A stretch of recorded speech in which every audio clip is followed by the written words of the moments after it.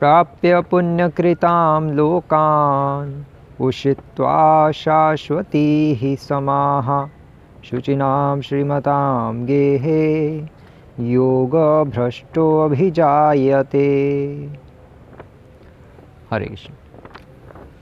भगवद गीता के छठे अध्याय के 41वें श्लोक पर हम आज चर्चा करेंगे।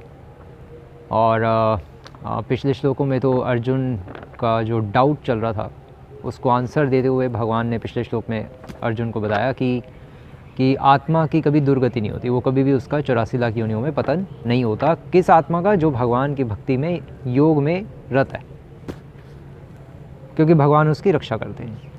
और फिर भगवान ने बताया कि उसकी भक्ति का भी कभी विनाश नहीं होता, उसकी भक्ति वहीं से कंटिन्यू हो जाती है। और आज वाले श्लोक में भगवान अर्जुन को बता रहे हैं कि प्राप्य पुण्यकृताम लोकान, कि पुण्यकृताम लोकान, कि जहाँ पे पुण्यशाली लोग रहते हैं अर्थात स्वर्ग, उस लोक में, उस लोक को वो प्राप्त करता है। प्राप्य उषित्वा शाश्वती ही समाह, और वहाँ जाकर वो निवास करता है। और निवास कितने टाइम तक करता है? निवास अनेकों वर्षों तक। मतलब यहाँ के पृथ्वी के 6 महीने, वहाँ का 1 दिन होता है। और वहाँ वो अनलिमिटेड टाइम तक रहते हैं, तो बहुत लंबे टाइम तक रहते हैं। और जब तक उनके पुण्य क्षीण नहीं हो जाते, पुण्य ख़त्म नहीं हो जाते, तब तक वो वहाँ पर भोग करते रहते हैं। यहाँ तो एक ऐश्वर्य राय है, वहाँ पे अनेकों ऐश्वर्य राय हैं। वो खूब भोग करेगा, खूब मज़े करेगा। अब वहाँ पे जाते क्यों हैं? श्रील प्रभुपाद भी कहते थे कि 95% इस्कॉन के डिवोटी स्वर्ग तक जाएंगे। क्यों? क्योंकि पूर्ण रूप से हृदय शुद्ध नहीं हुआ होगा।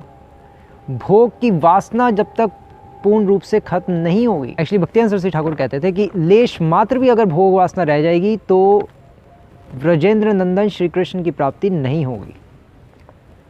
और अगर हम भक्ति कर रहे हैं और भक्ति करते हुए अगर हमारे अंदर कामनाएं भी हैं, सूक्ष्म है ना, सबकॉन्शियस माइंड में तो कामनाएं होती हैं, और अगर वो हमने उस कामनाओं को ख़त्म नहीं किया मरने से पहले, तो फिर स्वर्ग तक ही हमारी गाड़ी रुक जाएगी।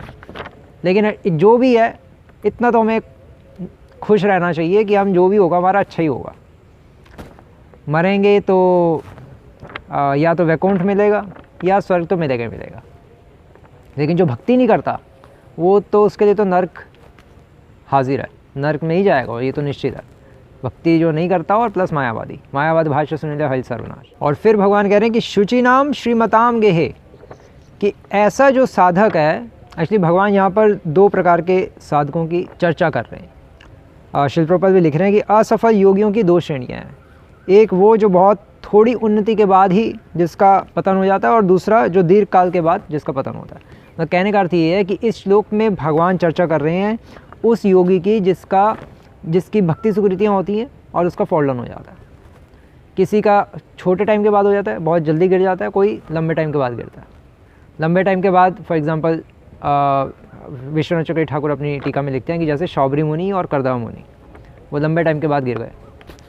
तो ऐसे लोग कहाँ जाते हैं? जो लंबे टाइम के बाद गिरते हैं वो जाते हैं शुचि नाम श्रीमताम गेहे। वो शुचि नाम, जिनकी भक्ति सुकृतियाँ काफ़ी हो जाती हैं और काफ़ी भक्ति का प्रयास करने के बाद गिर जाते हैं, तो वो शुचि नाम, अर्थात वो फिर किसी ब्राह्मण या वैष्णव के घर में जन्म लेते हैं और अपनी भक्ति आगे कंटिन्यू करते हैं।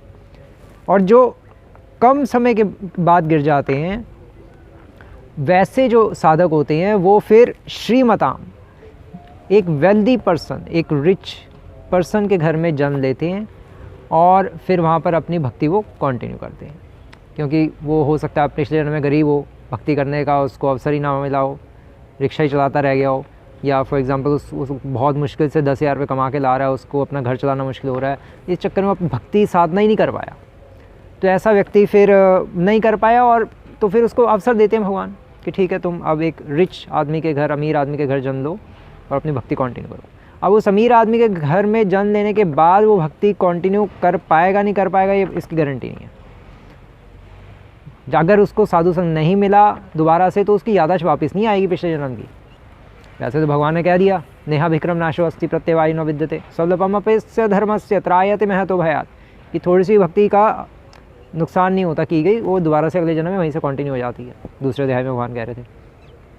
लेकिन पॉइंट ये है कि अगले जन्म में शुरू तब होगी जब कोई शुरू करवाएगा। और अब पहले ही साधु इतने कम हो गए हैं, एक अच्छे वैष्णव की संगति इस कलयुग में मिलना बहुत मुश्किल है। और जब हम दोबारा जब तक पैदा होंगे तब तो और जैसे जैसे 10,000 साल पास आते रहेंगे, साधु अच्छे वैष्णव की कमी होती रहेगी, क्योंकि शिल प्रभुपाद ने कहा ना कि मेरा मूवमेंट 10,000 साल तक चलेगा। तो इसलिए हमें जितनी मेहनत करनी है कर ले बस मरने से पहले, और भगवत प्राप्ति करने के लिए पूरा जोर लगा दें, जिसको कहते हैं माइटी एफर्ट्स।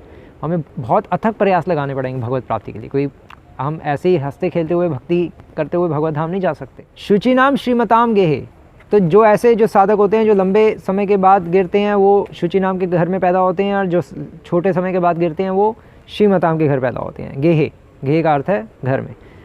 कौन योग भ्रष्टो भी जायते, जो योग में भ्रष्ट हो चुके होते हैं वो फिर दोबारा से जन्म ले लेते हैं। ऐसे लोगों के घरों में पृथ्वी पर 84 लाख योनियों में नहीं जाते, एटलीस्ट उनकी आत्मा की दुर्गति नहीं होती, जैसे कि पिछले श्लोक में भगवान ने कहा है। और शिल प्रभुपाद भी इसके तात्पर्य में लिख रहे हैं कि तत्पश्चात उन्हें सदाचारी या धनवान परिवारों में संपन्न जीवन बिताने का अवसर प्रदान किया जाता है।